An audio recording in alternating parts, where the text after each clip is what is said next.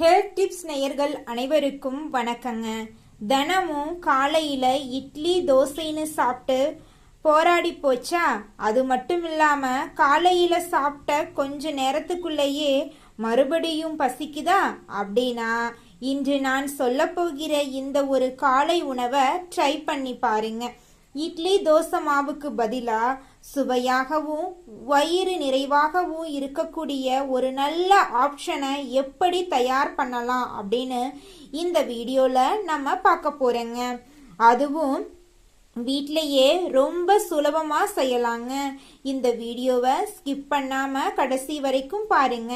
ஏன்னா இதை எப்படி சாப்பிடணும், யாரெல்லாம் அளவோடு சாப்பிடணும் என்பதையும் கடைசியில சொல்றேங்க. நம்ம வீடுகள்ல பெரும்பாலும் காலை உணவுனா இட்லி தோசை தான். அது தவறு அப்படின்னு சொல்ல முடியாதுங்க. இட்லியும் தோசையும் நல்ல காலை உணவு தான். ஆனா தினமும் ஒரே மாதிரி சாப்பிடாம சில நாட்கள்ல வேறு வகையான உணவுகளையும் சேர்த்து கொள்றது நல்ல வெரைட்டியை கொடுக்கும். அதனாலதான் இன்று சிறுதானியம் அல்லது காய்கறிகள் சேர்த்த உப்மா மாதிரியான ஒரு காலை உணவு பற்றி நம்ம பார்க்க போறோங்க. நம்ம உடலுக்கு தேவையான சத்துக்கள் கிடைக்க ஒரு உணவில் தானியம் மட்டும் இல்லாமல் காய்கறி, பருப்பு வகைகள் போன்றவற்றையும் சேர்க்கிறது உதவியா இருக்கும். இதுக்கு தேவையான பொருட்கள் ரொம்பவும் சிம்பிள் தாங்க. நீங்க விரும்புகிற சிறுதானிய ரவை இல்லைன்னா ஓட்ஸ் ரவை போன்ற ஒரு பேக்குங்க. அதோட கேரட், பீன்ஸ், பட்டாணி, வெங்காயம் போன்ற காய்கறிகளை நீங்க எடுத்துக்கலாங்க. கொஞ்சமா கடுகு, உளுந்தம்பருப்பு, கடலைப்பருப்பு, கருவேப்பிலை, பச்சை மிளகாய் போன்றவற்றையும் நீங்க தாளிக்கிறதுக்கு பயன்படுத்திக்கலாம். காய்கறிகள் சேர்க்கறதுனால உணவு இன்னும் சுவையாகவும் வெரைட்டியாகவும் இருக்குங்க. உங்களுக்கு பிடித்த காய்கறிகளை அளவோடு சேர்த்து கொள்ளலாங்க. முதல்ல ஒரு கடாயை அடுப்பில் வைத்து கொஞ்சம் எண்ணெய் சேர்த்துக்கோங்க. அதுல கடுகு, உளுந்தம்பருப்பு, கடலைப்பருப்பு, கருவேப்பிலை, பச்சை மிளகாய் சேர்த்து தாளிக்கலாங்க. அதுக்கப்புறம் வெங்காயம் சேர்த்து லேசா வதக்குங்க. அடுத்து கேரட், பீன்ஸ், பட்டாணி போன்ற காய்கறிகளை சேர்த்து கொஞ்ச நேரம் வதக்குங்க. இப்ப தேவையான அளவு தண்ணீர் சேர்த்து கொதிக்க விடுங்க. தண்ணீர் கொதிக்க ஆரம்பித்ததும் நம்ம எடுத்து வச்சிருக்கிற ரவை அல்லது சிறுதானிய ரவைய கொஞ்சம் கொஞ்சமா சேர்த்து கட்டி இல்லாம கிளறிக்கிட்டே இருக்கணும்.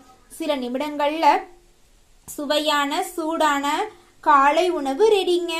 மேல கொஞ்சம் கொத்தமல்லி தூவி சாப்பிட்டா சுவையும் நல்லா இருக்குங்க. இப்போ முக்கியமான ஒரு விஷயங்க. இதை சாப்பிட்டா உடனே எடை குறையும், வயிற்று கொழுப்பு கரையும் அப்படின்னு நான் சொல்ல மாட்டேங்க. ஒரே ஒரு உணவு மட்டும் உடல் எடையை மாற்றாதுங்க. நம்முடைய முழு நாளைய உணவு, உடற்பயிற்சி, தூக்கம், வாழ்க்கை முறை இவை எல்லாமே ரொம்பவும் முக்கியங்க. ஆனா இந்த மாதிரி காய்கறிகள் சேர்த்த காலை உணவு உங்களுக்கு உணவுல வெரைட்டிய கொடுக்கலாங்க. மேலும் காய்கறிகள்ல நார்சத்து இருக்கிறதுனால அது உங்கள் உணவின் மொத்த ஃபைபர் அளவை அதிகரிக்க உதவுங்க. அதனாலதான் தினமும் ஒரே உணவை சாப்பிட்றதுக்கு பதிலா சில நாட்கள்ல இப்படிப்பட்ட ஹெல்த்தி காம்பினேஷன்களையும் சேர்த்து கொள்ளலாங்க. இதோடு தேங்காய் சட்னி, காய்கறி சட்னி அல்லது சாம்பார் மாதிரி சைடிஸ் எடுத்துக்கொள்ளலாங்க. ஆனா எவ்வளவு சாப்பிட்றோம் அப்படிங்கிறது ரொம்பவும் முக்கியங்க. ஹெல்த்தி ஃபுட் அப்படின்னாவே அளவில்லாம சாப்பிடலாம் அப்படின்னு அர்த்தம் கிடையாதுங்க. உங்களோட வயசு, உங்களுடைய உடல் எடை, உங்களுடைய உடல் உழைப்பு, தினசரி ஹெரோலின் தேவைக்கு ஏற்ப அளவு மாறுங்க. அதனால உங்களுக்கு தேவையான அளவுக்கு மட்டும் எடுத்துக்கிட்டு சாப்பிடுங்க.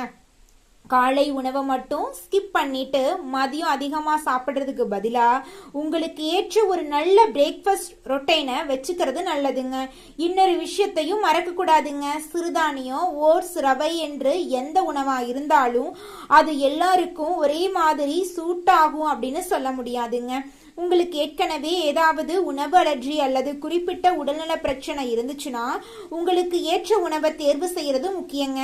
அதே போல எடை குறைக்க வேண்டும் அப்படிங்கிறவங்களுக்கு காலை உணவை முழுமையாக தவிர்க்க வேண்டிய அவசியமெல்லாம் கிடையாதுங்க.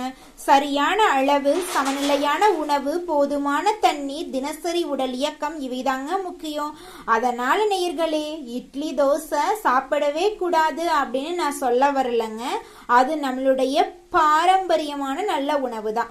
ஆனா தினமும் ஒரே மாதிரி சாப்பிடாம வாரத்துல சில நாட்கள் இப்படிப்பட்ட காய்கறிகள் சேர்த்த காலை உணவுகளையும் ட்ரை பண்ணி பார்க்கலாங்க. சுவையாகவும் இருக்கும், சாப்பிடுவதிலும் ஒரு மாற்றம் கிடைக்கும். இந்த வீடியோ உங்களுக்கு பயனுள்ளதா இருந்திருந்தா ஒரு லைக் பண்ணுங்க. உங்க வீட்டுல தினமும் இட்லி தோசை தான் காலை உணவா அப்படின்னா இந்த ரெசிபிய ஒரு முறை ட்ரை பண்ணி பார்த்துட்டு எப்படி இருந்துச்சு அப்படின்னு கமெண்ட் பாக்ஸ்ல சொல்லுங்க. இதே மாதிரி எளிமையான ஹெல்தி ஃபுட் டிப்ஸ்க்காக நம்ம சேனலை சப்ஸ்கிரைப் பண்ணிக்கோங்க. மீண்டும் ஒரு பயனுள்ள வீடியோல சந்திக்கலாம் நேயர்களே. அது வரைக்கும் ஹெல்த்தியா இருங்க, சந்தோஷமா இருங்க. Good bye.